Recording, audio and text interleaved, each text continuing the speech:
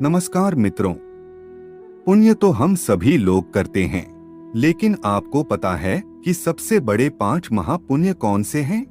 अगर आप इन महापुण्यों को अपने जीवन में उतार लेते हैं तो आप भगवान के बहुत ही लाडले और प्रिय व्यक्ति बन जाओगे।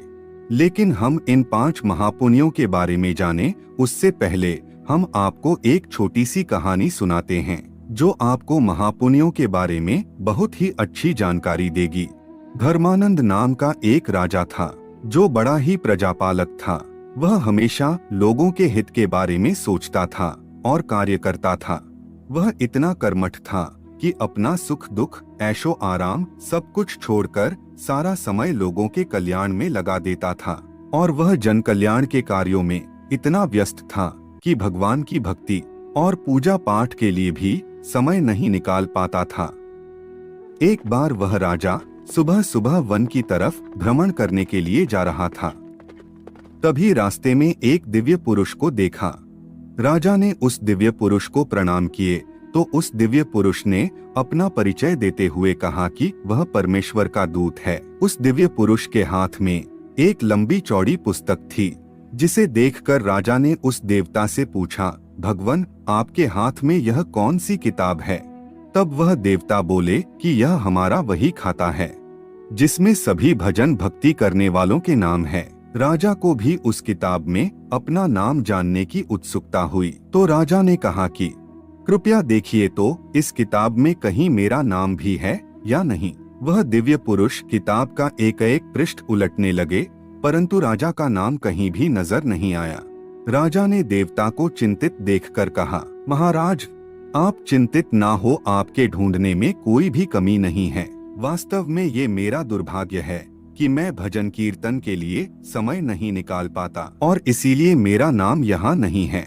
उस दिन राजा के मन में आत्मग्लानि सी उत्पन्न हुई, लेकिन इसके बावजूद उन्होंने इसे नजरअंदाज कर दिया और पुनः परोपकार की भावना लिए दूसरों की सेवा करने में लग गए।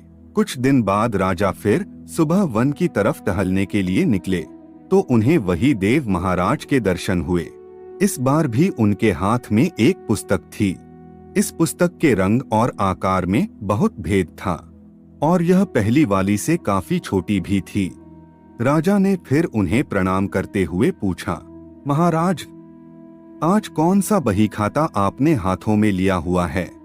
देवता ने कहा, हे राजन, आज के बही खाते में उन लोगों का नाम लिखा है जो ईश्वर को सबसे अधिक प्रिय हैं। राजा ने कहा, कितने भाग्यशाली होंगे वे लोग, निश्चित ही वे दिन रात भगवत भजन में लीन रहते होंगे। क्या इस पुस्तक में कोई मेरे राज्य का भी नागरिक है?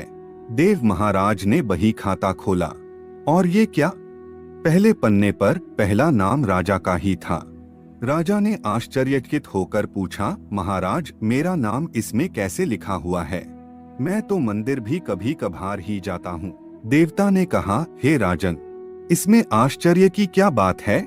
जो लोग निष्काम होकर संसार की सेवा करते हैं, जो लोग संसार के उपकार में अपना जीवन अर्पण करते हैं, जो लोग मुक्ति का लोभ भी त्याग कर प्रभु के निर्बल संतानों की सेवा सहायता में अपना योगदान देते हैं, उन त्यागी महापुरुषों का भजन स्वयं ईश्वर करता है। हे राजन, तू मत पछता कि तू पूजा पाठ नहीं करता, लोगों की सेवा कर, तू असल में भगवान की ही पूजा करता है। परोपकार और निःस्वार्थ लोक सेवा किसी भी उपासना से बढ़कर हैं। अब हम आपको 5 महापुण्यों के बारे में बताते हैं। हमारी भक्ति ही है हमारी शक्ति जो जोड़े हमें प्रभु के साथ। नंबर 1, अन्न पुण्य। किसी भूखे को भोजन कराना, चाहे वह मनुष्य हो या जानवर, अपने सच्चे हृदय से उनको भोजन कराना, यह पहला सबसे बड़ा पुण्य है। नंबर 2, शयन पुण्य। निराश्रित मनुष्य या जानवरों को आश्रय देना, यह दूसरा सबसे बड़ा पुण्य है। नंबर 3, वचन पुण्य।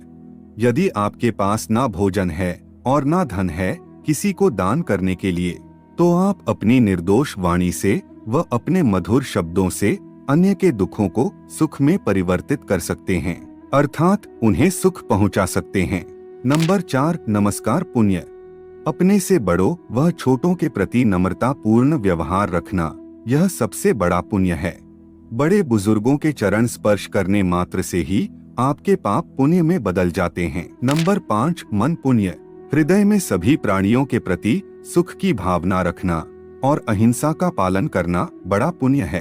अर्थात पुण्य वह है जो आप अपने पवित्र हृदय, द्वेष मुक्त चित्त व मस्तिष्क के उच्च भाव व उच्च विचारों के साथ करते हैं।